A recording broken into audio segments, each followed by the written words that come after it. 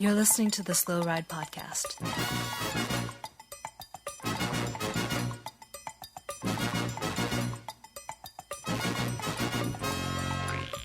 Bikes, advice, and rumors straight from the source.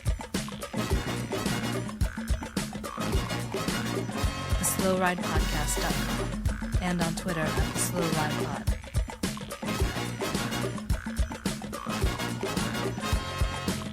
Enjoy the ride.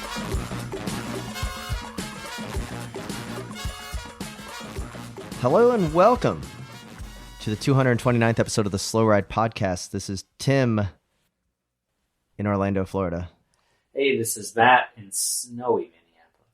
And this is Spencer in dramatic pause, Boston, Oh man, I really thought you might Massachusetts, say something else. Oh, jeez, he's still pausing. So East Coast, Oh, we're still going. This could go the whole episode, Tim. Maybe we should just be quiet. United States of America. well, let me just be Debbie Downer, right Hub away. of the 'Cause universe. Literally breaking news before we started recording the podcast tonight was the unfortunate news that Uncle Paul Sherwin passed away in Uganda. Don't know the details, but kind of a big name in American cycling fandom. Definitely. And also our own fandom and the creation of what it is that even this podcast is. Yeah, it's it feels weird because it's like a band you used to be into. Like I haven't watched the Paul Phil tour for a while, but I have fond memories, and it's definitely how I got into watching cycling, is listening to him, and so it feels like my favorite band broke up or something. Yeah. Yeah, it's unfortunate. I mean, you know, he was not a young man, but he was not an old man either. So I think it comes as a surprise to a lot in the cycling world and the cycling media world. And, you know, we obviously wish his family and friends all the best in this time. And I don't think we trash talked him too much in the past. I think it was mostly Phil. So. Yeah, Well, we probably did a little, but I mean, Probably a little, but Paul here's always the did a pretty good job, I gotta say. he did. He did.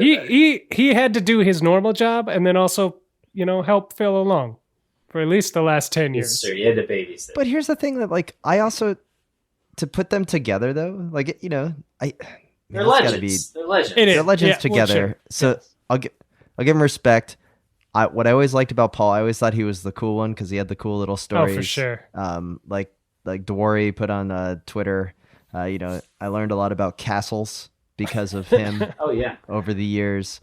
And the Suitcase of Courage line, when it was first run out, that I heard, I believe was a Paul Sherwin. I don't think it was Phil. But anyways, it's sad news in the world of cycling, especially here in the U.S. And yeah, it's really not any nothing. You know, it's just sad. So Definitely. we'll go from there. The tour will be very different without. And while we are on that note, we've talked in the past about on the reviews podcast that we have on the other feed. We did a interview with Gary Crandall, the promoter of Schwamigan, who's retiring, and part of our showdown, which I completely destroyed you guys in, Asterisk. by over 45 minutes, in which you guys thought that I cheated. I Yeah. thought or, you know, proved beyond reasonable doubt with evidence and I like how you convinced my uncle that I had cheated. Uncle Ed. But anyways, as part of wasn't the as hard as you think. He was pretty quick to want to believe it. as part of the win of that, I was able to get to choose a charity to make a donation from the winnings that we had put down. So, and that is going to be going to the One Pulse Foundation here in Orlando. So kind of continues along, but the Pulse, as we all know, is the site of the murder of 49 innocent individuals about 2 miles away from my house. And they are in the process of creating the memorial site. And then also they're creating endowed scholarships for the 49 families and then all of their loved ones. So it's a pretty important case here in Orlando, and it's something that we remember quite well. And I ride by the pulse every single day when I drive or ride my bike with little Heimar to his daycare. So it's pretty important place. And so there you go. Well, congrats on the win. The Slow Ride will make that donation for you then in your name, in your honor. I think we said $100 coming out of the Slow Ride coffers for that. When in the memo, can you just put in, because Tim won and is the best, or I don't know what you want to put in there. I'll put something really good in there. Let's really confuse them over there at the One Pulse Foundation because they're great people. I've gotten to meet them at various farmers markets and whatnot as they're spreading the word, and they're very happy-go-lucky. Let's just really confuse them on what is this for. Yeah. Okay. Perfect. So, anyways, other news here in Orlando. Just to bore you guys quickly, it was the Orlando Half Marathon. You may remember last year I ran the Half Marathon. I was going to do it in the Visor from Colby Cheesy out there in North Carolina, but it didn't get here in time. That was my fault. So this year I decided to just host a block party because we're mile 9. And so I rode the Supermarché cargo bike over to the local brewery, Ocean Sun, got a half barrel keg, fit in perfectly. The stability on a cargo bike with a 200-pound keg really, really starts to kick in. But I got to admit, you have 2,500 runners coming past our house. The full keg. I have beer hand-ups. So I have a picnic table. I'm parked in the middle of the road. 20, 30 neighbors are around. It's a happening time.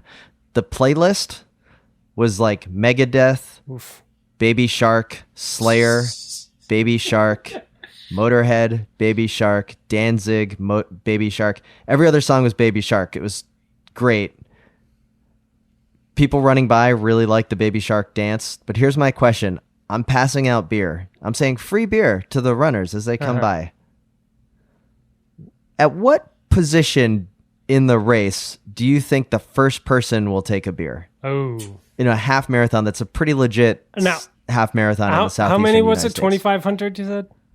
There's 2,500 athletes. And a lot of beer was So what drank. was the winning time of the overall winner? I'm guessing about 220, 230, somewhere in there, whatever. Okay. No, it was like 110. 110. Oh, it was a half marathon. I'm sorry. I'm thinking marathon. Yeah, half marathon. Okay. Yeah. Let's see. Half marathon divide by carry the 3 exponents. How do exponents fraction? Okay. I'm going to say the 126th person. No. So, little guy, what do you think? At what point do you think someone's actually going to could have been drink off on my math? 99. The fifth person through took a full beer. It was amazing. 5th place. You drink it. You see the drink. I was thinking maybe the 20th place person would be like, I'm just training for a full marathon anyway. Like I'll have some carbo. 5th place, and he stopped. Really? And then next year, so we decided we're gonna have a bunch of different categories. Top female, male, wide angle podium for drinking beer. He stopped. Like done. Yeah. Like quit. No. Hung out with us for about 5 seconds, down the beer, and then kept running. He still got 5th. I was about to say. Wow. Yeah. Wow. You should. But he was in 5th place when he passed us. Wow. You should get that guy a Slow Ride sponsorship. I think this guy should be running. Actually, ran past our table and came back for it. Nice. Yeah. Let's sign him up to our new running team. Anyway, I like it. So the Orlando Half Marathon, fantastic. That was just the start of the weekend. Okay. And then my Sunday was completely blown away, and you guys are going to love every moment of this story. Graham Partain, longtime supporter of the podcast and of my old bike shop in Gainesville, Swift Cycle. In fact, he's the only one that ever bought a Swift Cycle sleeveless jersey. Now, it was a very embarrassing when I had to have Spencer, who helped me design the jerseys, redo the template to be a sleeveless jersey, but I digress. Graham is a great guy. He calls me up because he had sent me text messages, and I was like, what are these text messages? Why are you wearing a sleeveless jersey and little triathlon shorts? I don't understand what's going on here, Graham. It's a little weird. Then he tells me that he went to Peloton in New York City. You know the bikes that you ride in your house? I see those ads in my Instagram feed and stuff. I don't understand it.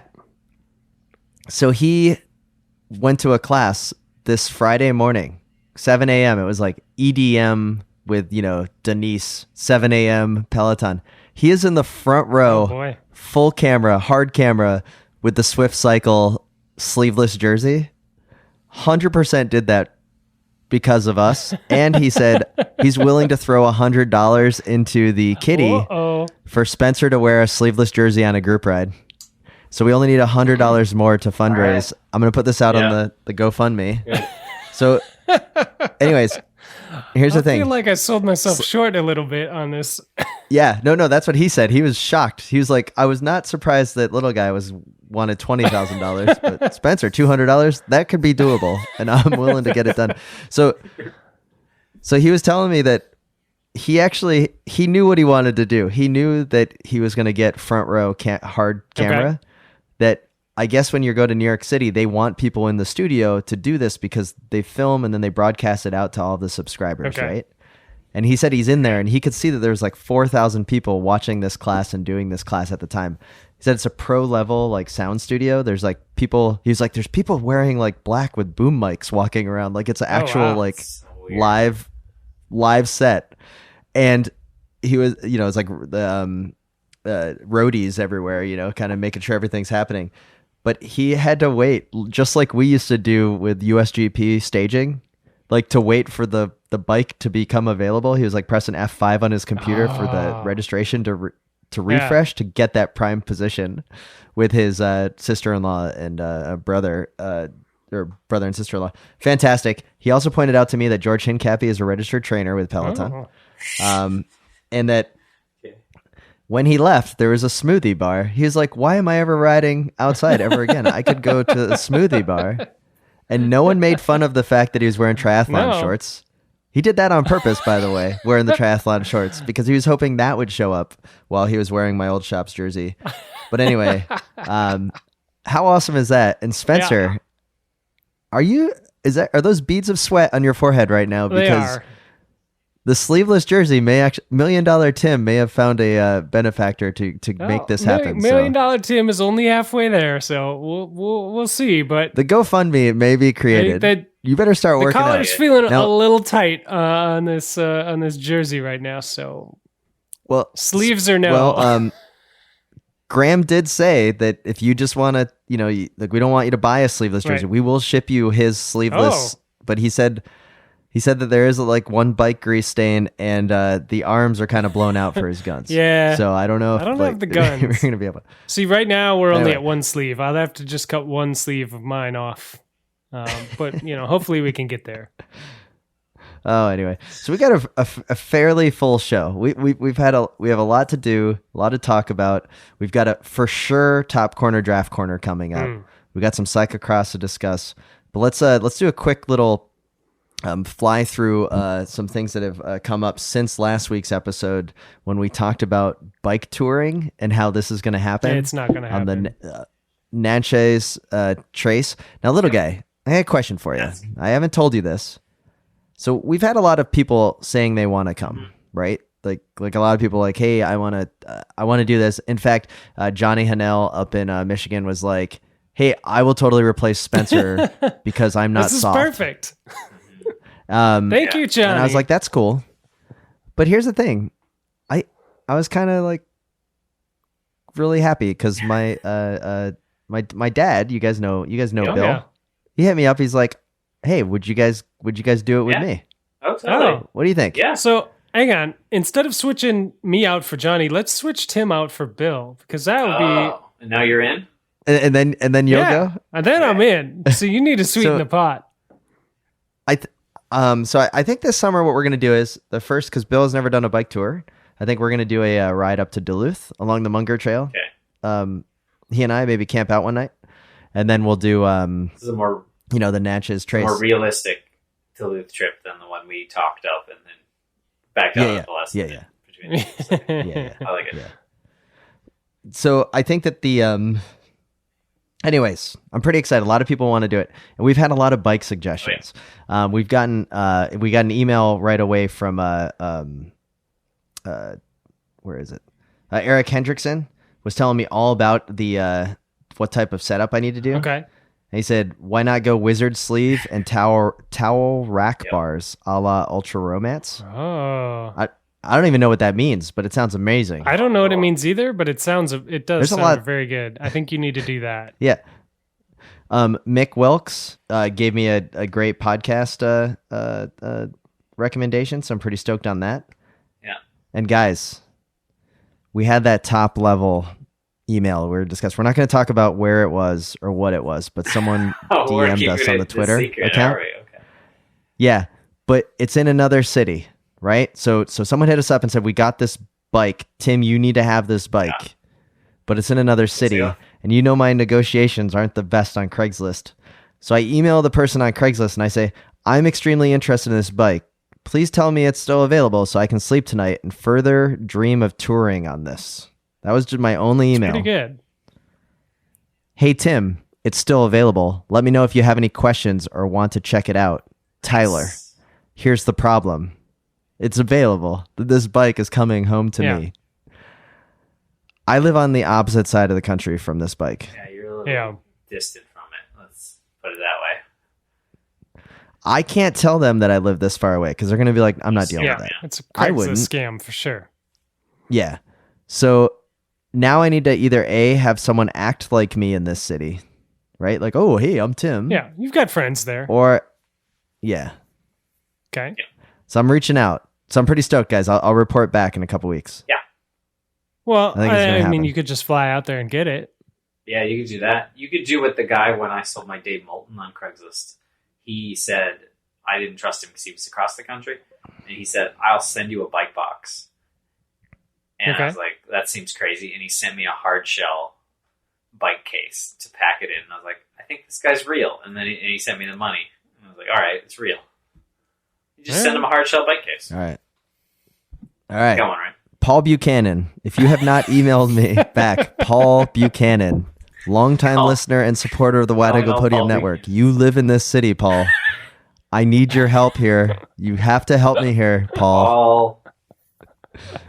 Oh my God, this needs to happen. This definitely needs to happen. In fact, I was just made aware of this, guys, I haven't even talked to Sarah about this expenditure, and I'm willing to bet that she'll approve. Oh, for sure. I hope so. Because it's not too much money, but it's not no money.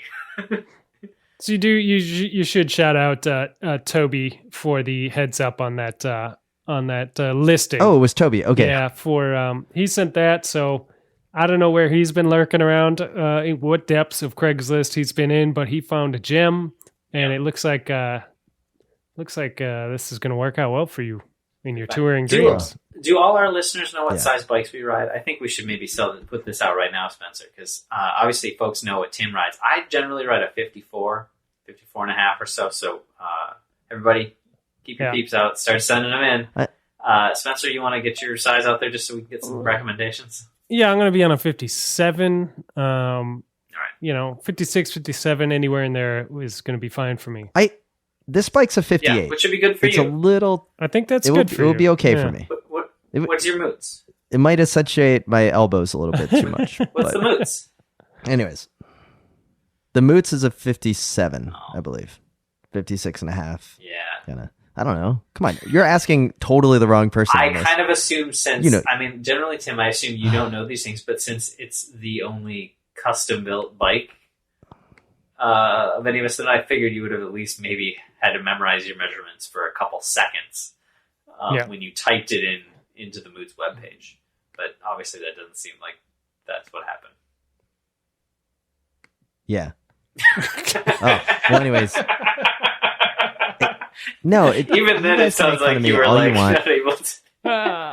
Tim, when little guy does that stuff to you, you just got to make some. I'm sorry. I thought I hear what you're saying. It's a 57.255 top two. I thought you were talking about I see what you're saying. I got you. All right. Well, let's check off a couple of other important news things that have come through the old interwebs. Nairo Quintana doesn't want any teammates, apparently. Who would've thought? He's mad about being one of 3 leaders on Movistar. That makes perfect sense. A long, a year and a half to come out that he probably doesn't like Landa? Come on. So obvious. I mean, if you think it's that he doesn't like him, or you think he just wants to be the only leader? Like, he doesn't like this. Like, he wants to go into the tour knowing that he's the guy. Well, I'm sure it's mostly that, but I just kind of imagine he doesn't like him. I bet nobody likes Landa, because everybody knows that Landa's for some reason, only wants to sign for teams that already have leaders. So nobody likes him, because they're like, that jerk's going to come to my team. Mm-hmm.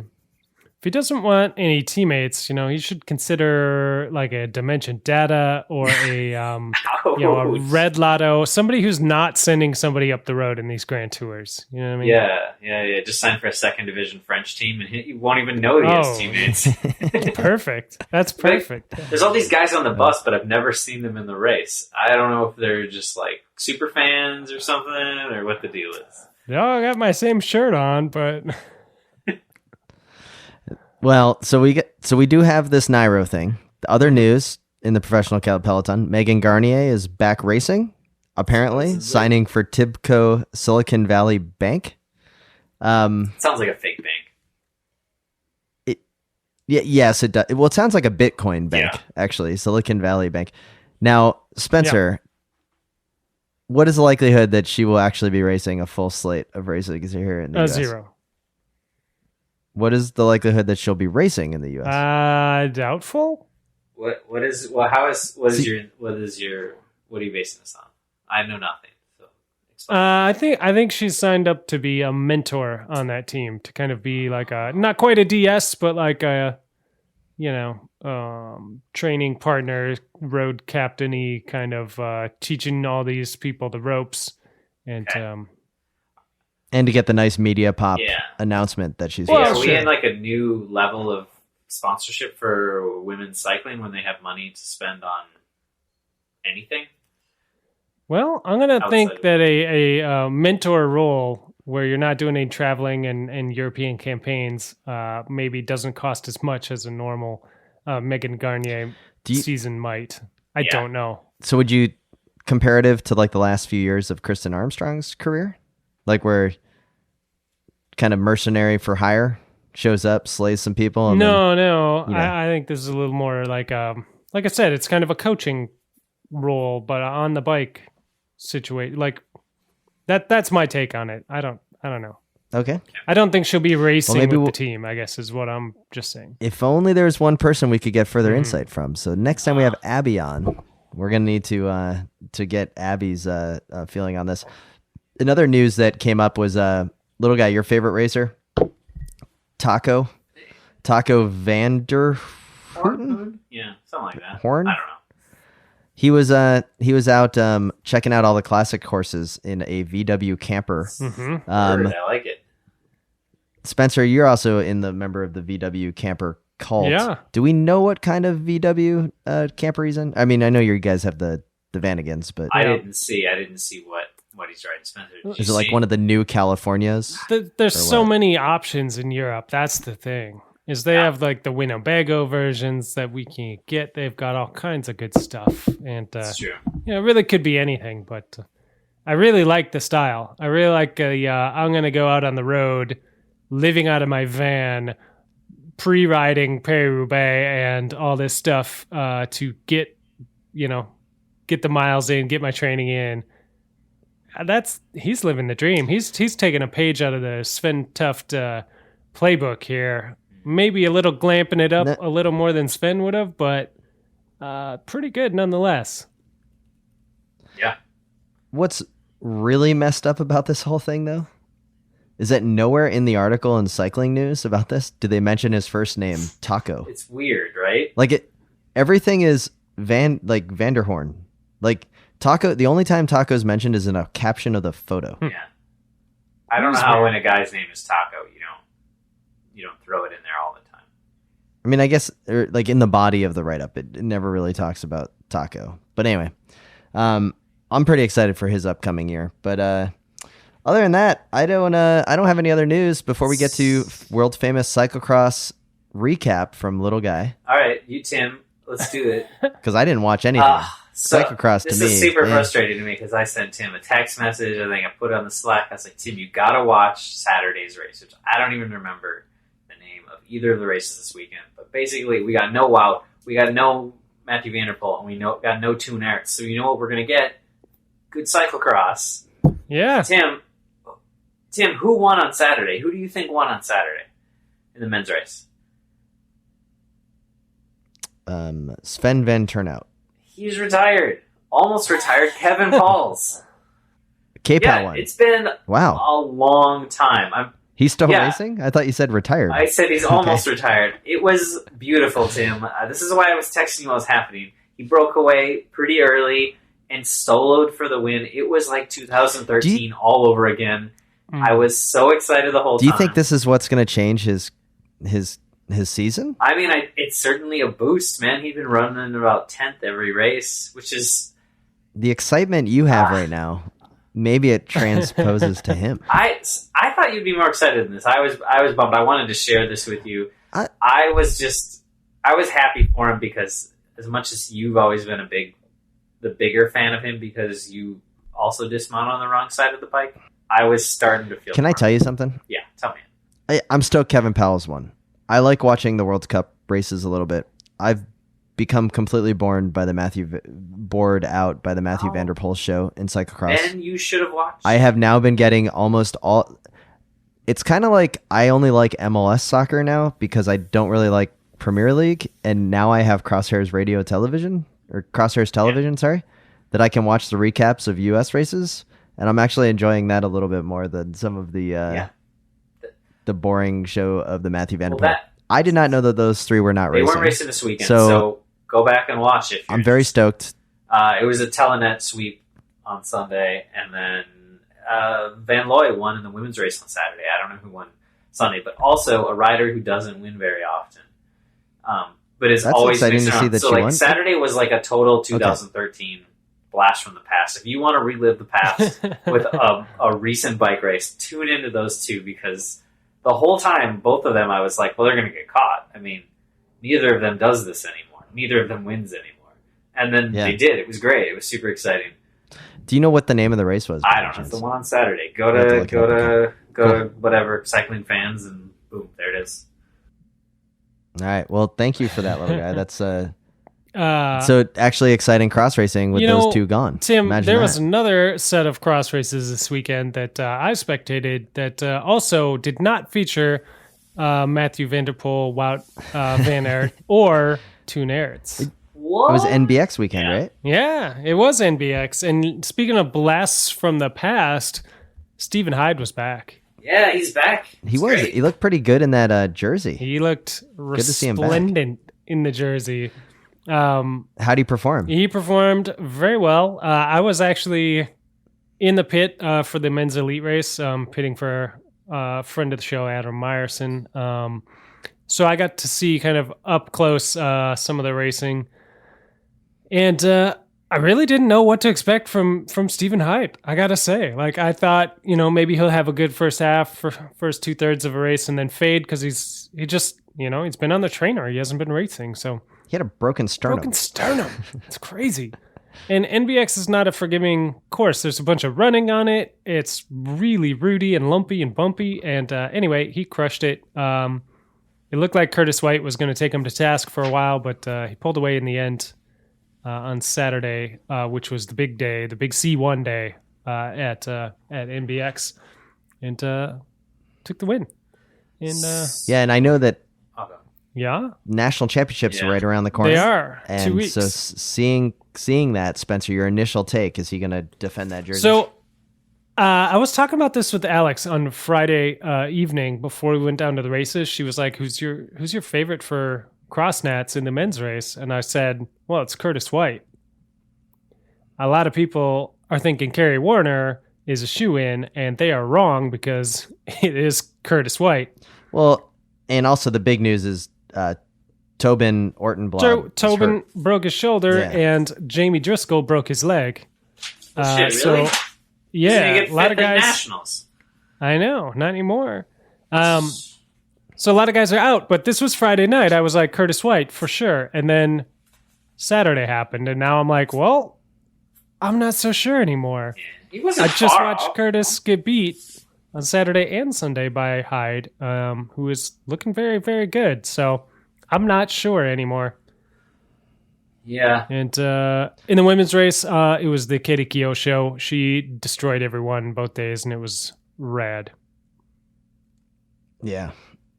Well, it's still exciting to know that the nationals now in December is not a foregone conclusion, I guess is what I would say. Mm-hmm. So, we still got some good excitement to be had. So cyclocross season is we're still in the midst of it. Nationals sneaking up on us very soon, and then another 2 months of Matthew Vanderpool's nationals, dominance. It really is sneaking up on me. It seems like it's earlier this year for some reason. Yeah. Well, it literally is. It is? Right? By like 2 months? Month. 2. So it's in Louisville. It's not at Eva Bandman No. Park. Really? Where is And it? there is not going to be an attack of tree people. Where is it? No in tree Louisville, then? people. You know? Joe Gleason Park, I think is the name of it. I'm pulling that out of my rear. Okay. I But like I'm it. pretty sure that's what it is. Anyway, I don't know anything about it, but I'm pretty sure Bill has some stuff up about Yeah, it on okay. his website, so you should go there to learn more about it. I'll do. That'd be interesting. Having only ever ridden in that one place in Louisville, basically. It'd be really interesting to ride somewhere else. Like, what's the mud like not by the river? Do you think they finished the bridge, the highway bridge across the Yeah. river? We went there for 4 years in a row. They did. And they never finished the The bridge. year after we didn't go there anymore. I didn't even remember the last time we went there. I guess 2013. They finished it after that.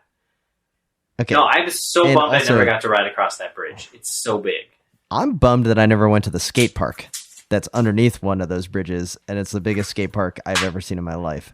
And they have the underground mountain bike place at the caverns. Yeah. So Louisville seems like it's going to be a happening Yeah, spot. there's a lot of Spencer, reasons are to you go going to back be in there. Louisville? I'm planning to be there, yeah.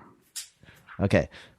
Really? All right. What? All right. Do you think you'll go do the underground caverns mountain biking underground? You better. I think that's all I'm going to do. Okay, good.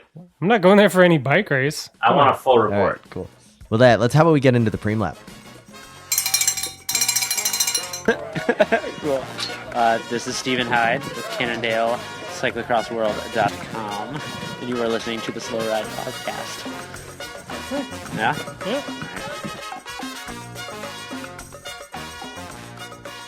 All right.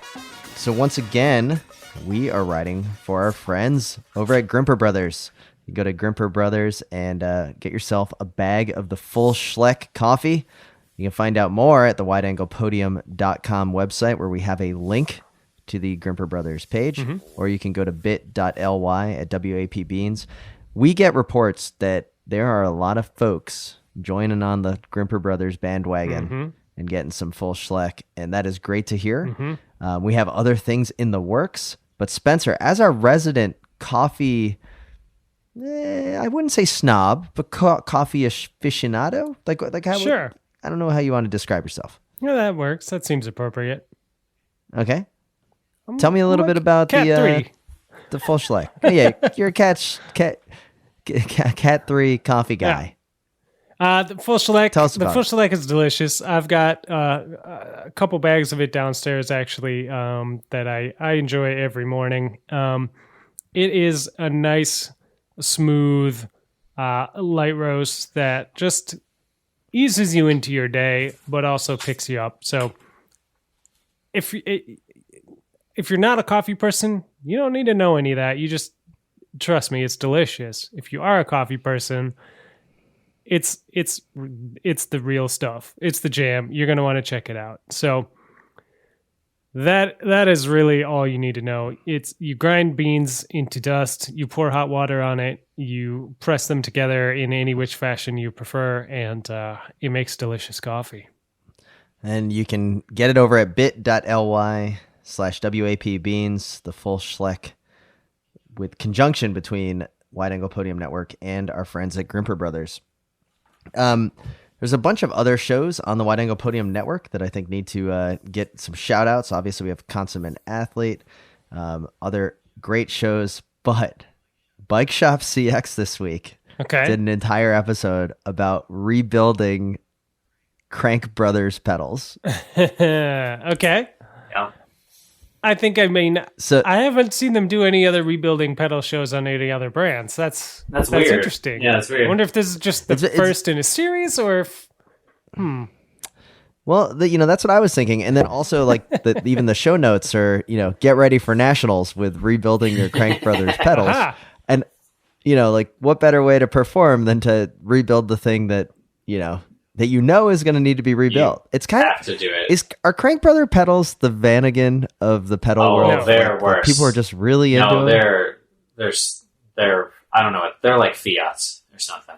They're frightening. They're like Alfa Romeos. Yeah, just kind of. Yeah. I used to ride those stupid things, and I would always have a full rebuild kit in my toolbox to go to every race. Yeah. So they sell the rebuild kit. That's how they make their money.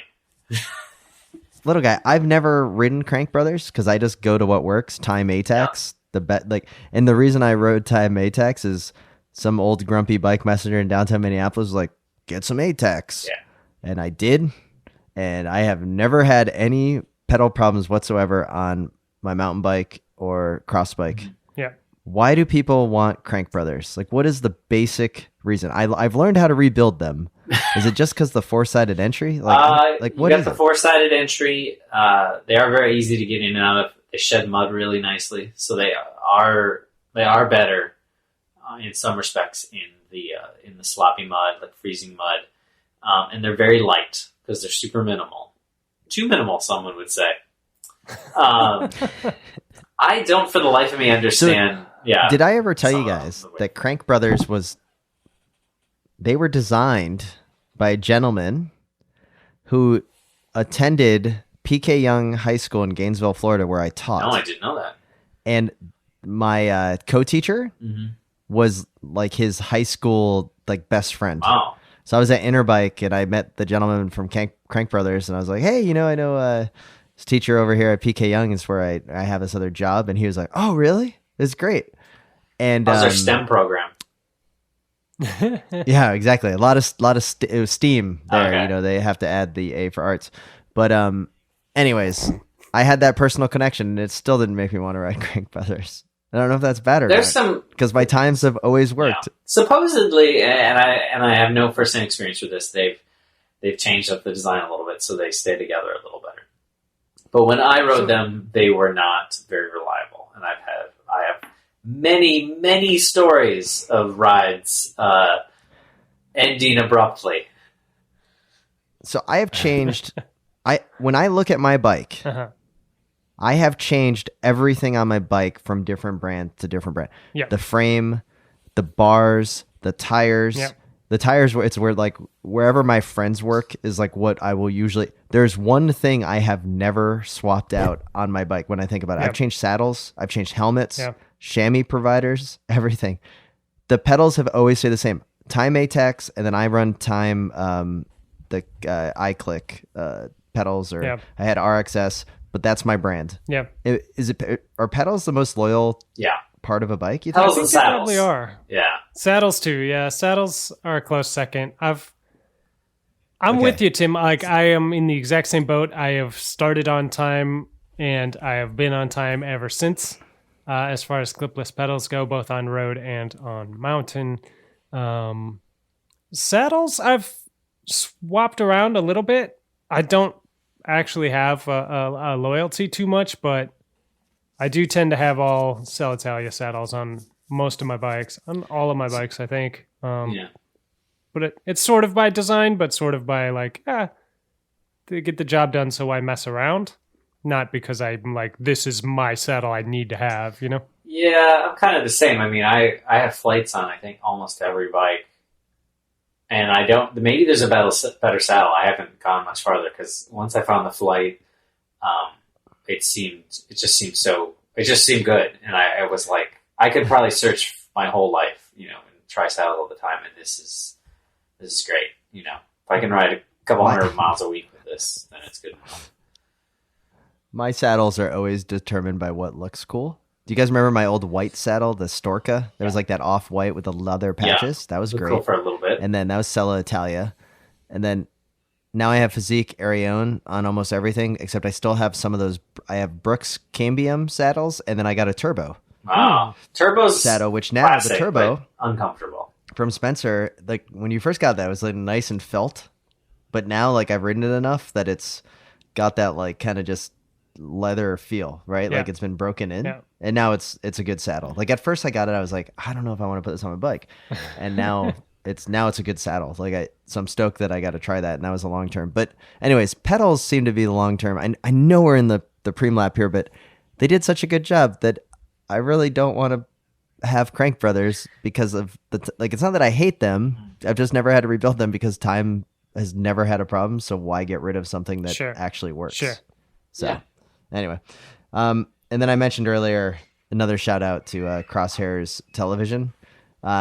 Spencer, you kind of got me on this because I went over to the Wide Angle Podium Network website and you had the links to the videos to the YouTube channel. There are some real gems if you go in the back catalog of the Crosshairs Television. So you got like the new stuff, which is really great. And then you got like 2010 cyclocross races in DC, like of just random people crashing. Oh yeah. It's kind of fun to watch. Yeah. Some good stuff. A full library of awesome. Absolutely. No, there's definitely some good stuff out there. And speaking of which, NBX being a C1, Bill was out there covering it for Cyclocross Television. So I got to hang out with Bill and catch up in person, which is not something we get to do all that often. Always a good time. And I'm looking forward to seeing those videos because being in the pits, I don't get to see most of the race. So I need to catch up. Yeah, that's for sure. All right. Well, let's get back to the show.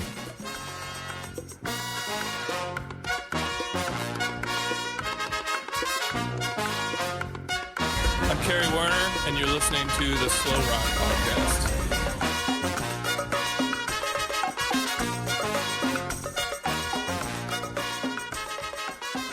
Now, this week, we got quite a few emails. And before we get to the emails, please give us a review over on the old iTunes. It's been about a month since we've had a review, so it'd be great to read what you think of the show. And we got two quick ones that come up right away. And the first one, little guy, I'm going to let you take away. It comes from a friend of the podcast and a gentleman that I've ridden with several times, Matt Watts. Longtime listener, recent Wide Angle Podium member, and first-time emailer. Just thought I'd help with my intro. All right, gents, I need some of little guy's magic. These wheels, and it was a link to a Facebook Marketplace post, have been on the marketplace for almost 3 weeks. I had one person message me, but since he cannot convert the front wheel to quick release from 15 through axle, he was out. Any suggestions on modifying the description would be appreciated. Thank you for continuing to deliver great content and rumors, including Kate Courtney to Scott. I cannot find a single source to back this claim, so it must be real. Yeah, like that. So here is the Facebook Marketplace post.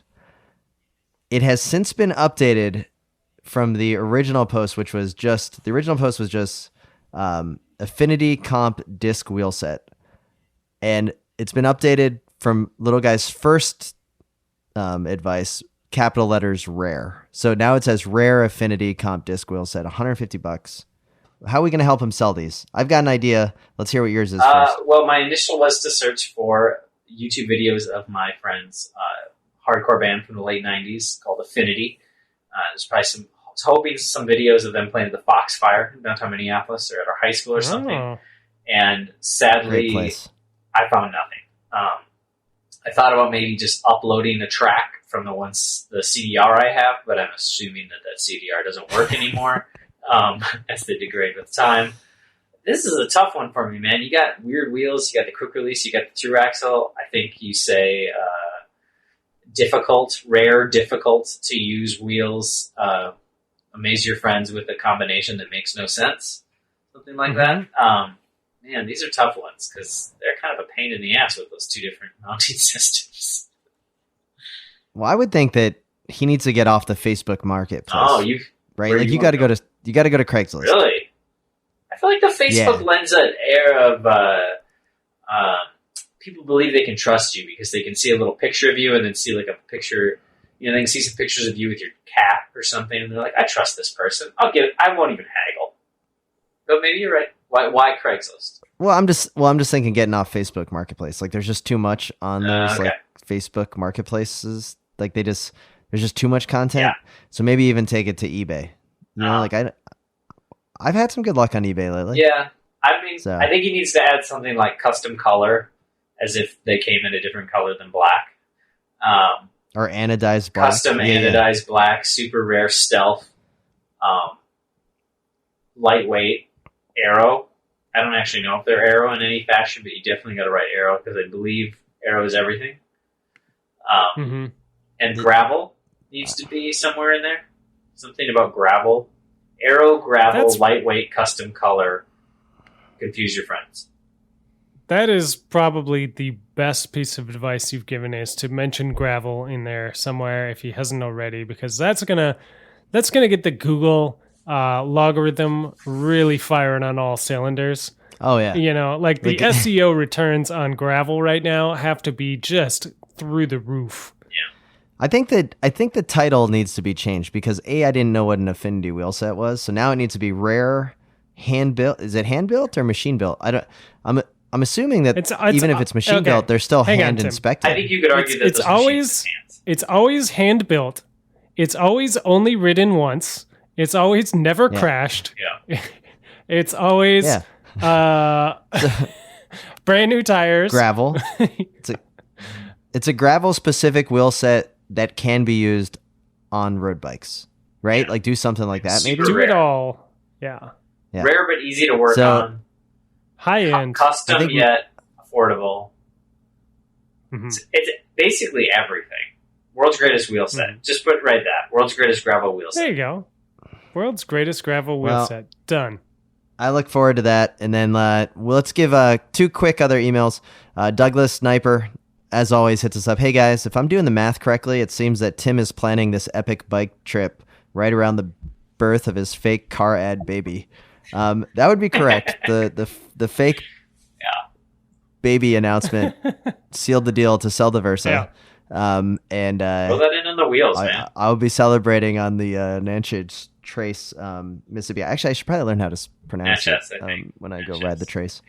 Also, Jeff Aldrich, we got your email. I'll be firing off an email to you here in a little bit on that. So with that, guys, we need to get into a top corner draft corner. So when we're doing this top corner draft corner this year, it's the end of the year. Mm-hmm.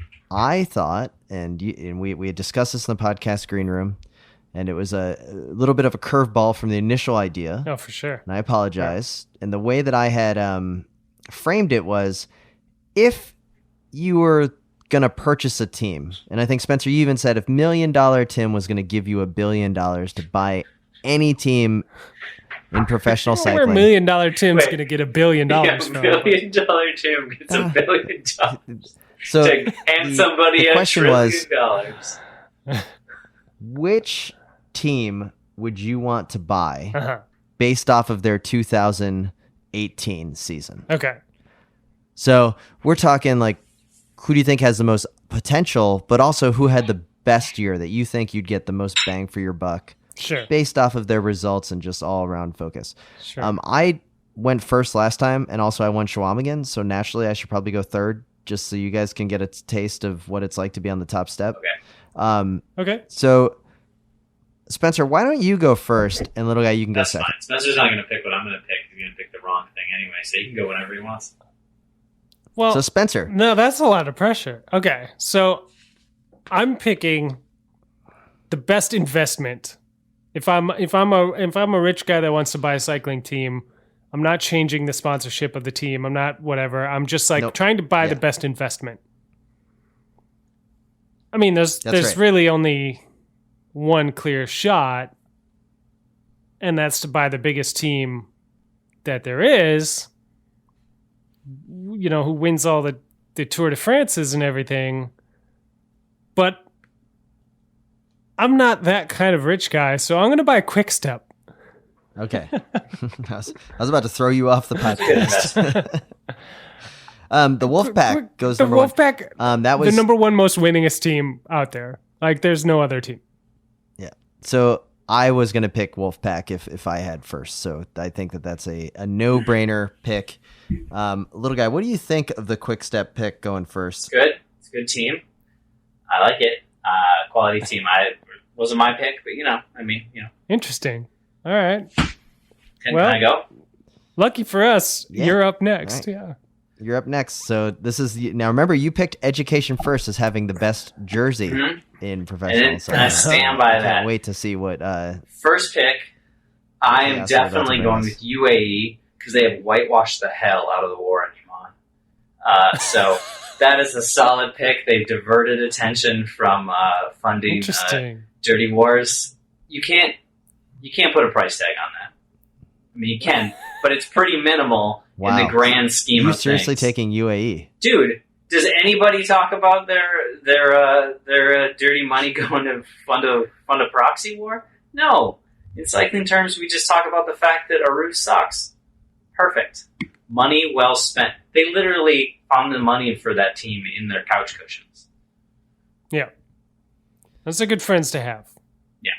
Now, they still had they had Dan Martin. That team sucks, and everything about that team sucks. But I'm still picking them first because it is money well spent if you want to whitewash some atrocities, which I do as an evil, corrupt billionaire. You're picking Yeah. Okay. That makes sense. I didn't even have them on my list. I didn't either. because they suck. So. Little guy needs another beer. This is amazing. My first pick for number 3 is going to be Yellow Lotto. Ooh. I was stoked with their season, and I think a lot of that has to do with also the upside of you got Wout van Aert coming eventually. You have, Kruijswijk.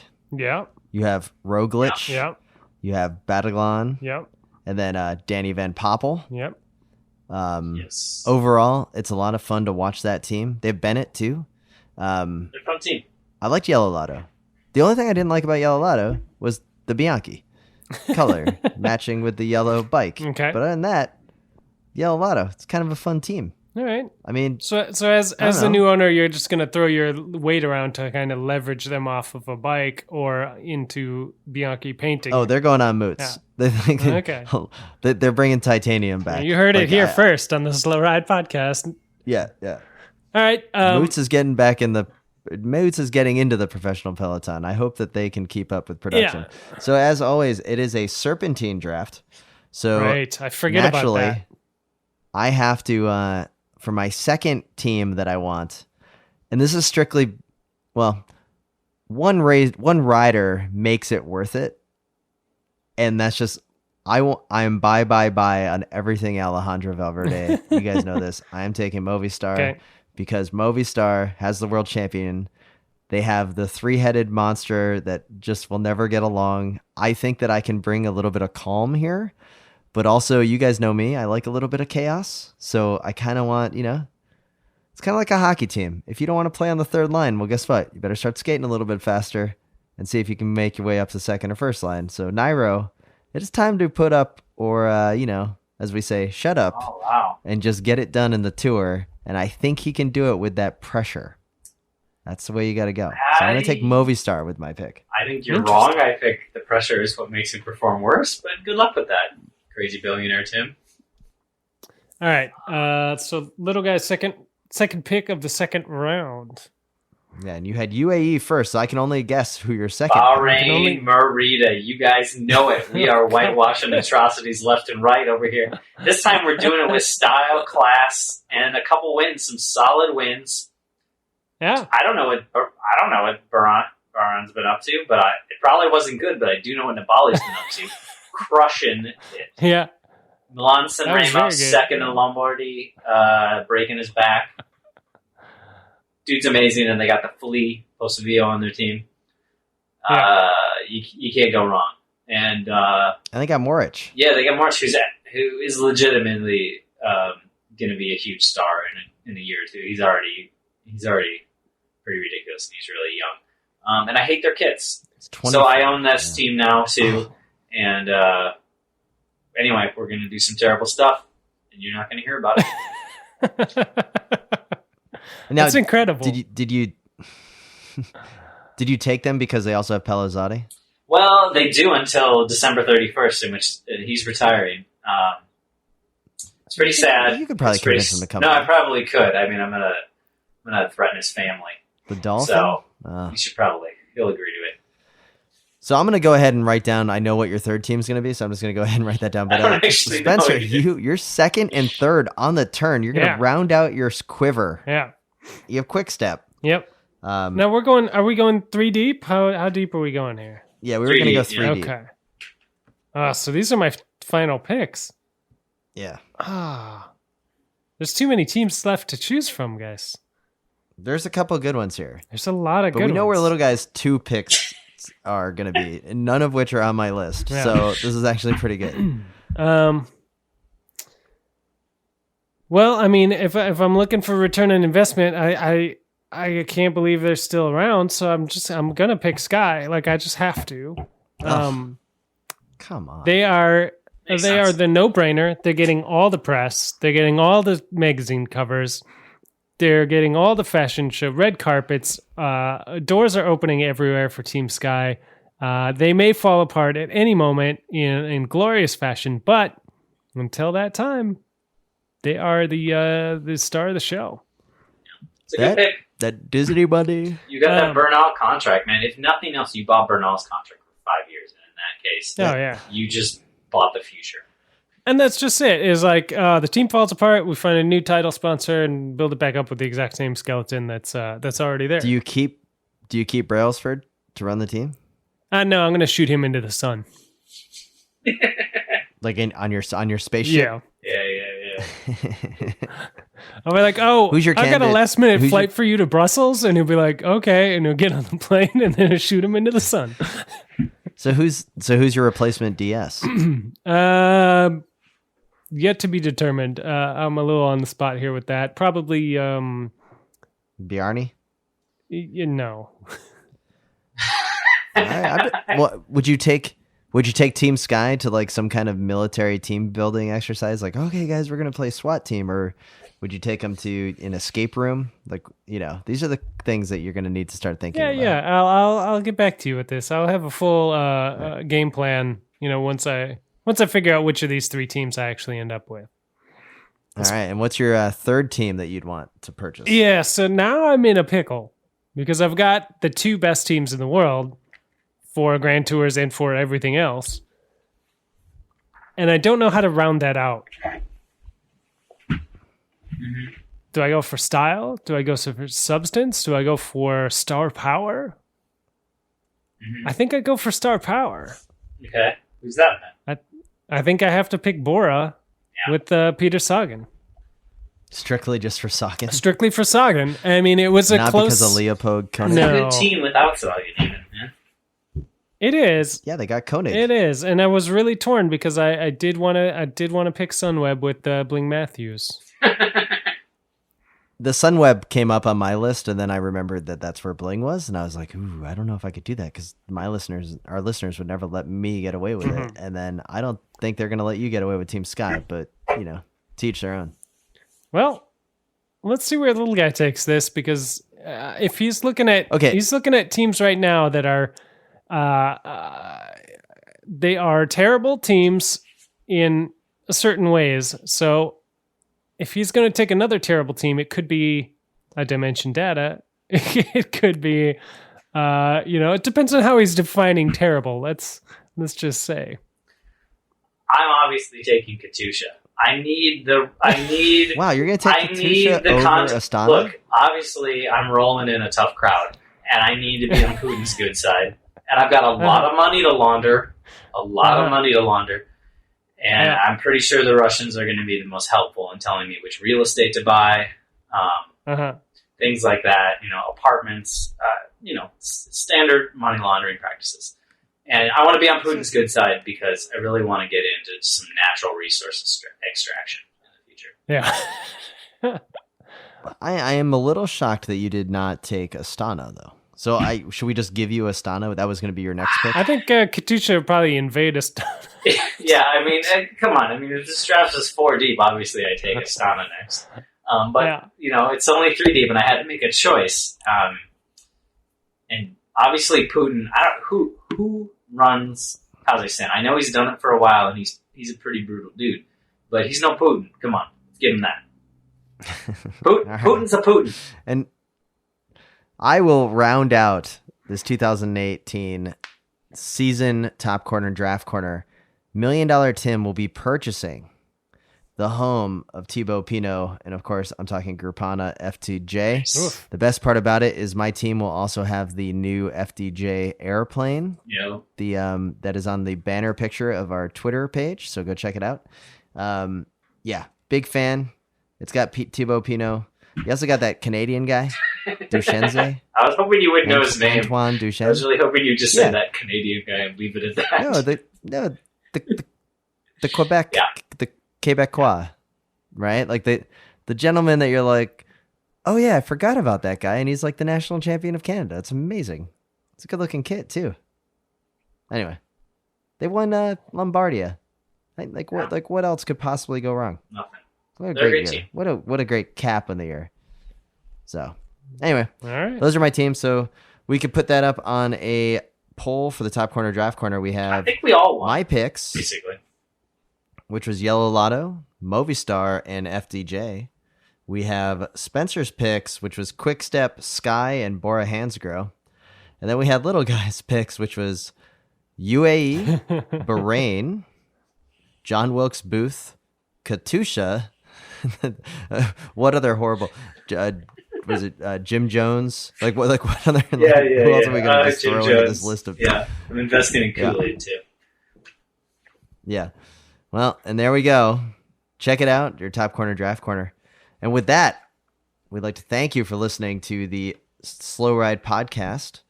Please rate and review us on iTunes. Read it on the air. You can also email us at theslowridepodcast@gmail.com. You can find us on Instagram and Twitter at the Slow Ride Pod. We also have a Facebook group. Check it out. And that's the Slow Ride Pod Superfan Extravaganza Experience Zone. Just put those words in. Maybe it will show up. And we'd like to thank VK1 of Rhymesayers Entertainment. We'd also like to thank all of our listeners and our friends at Grimpeur Bros for the full Schleck coffee beans. Check out the review show over on its own feed at the Slow Ride Reviews.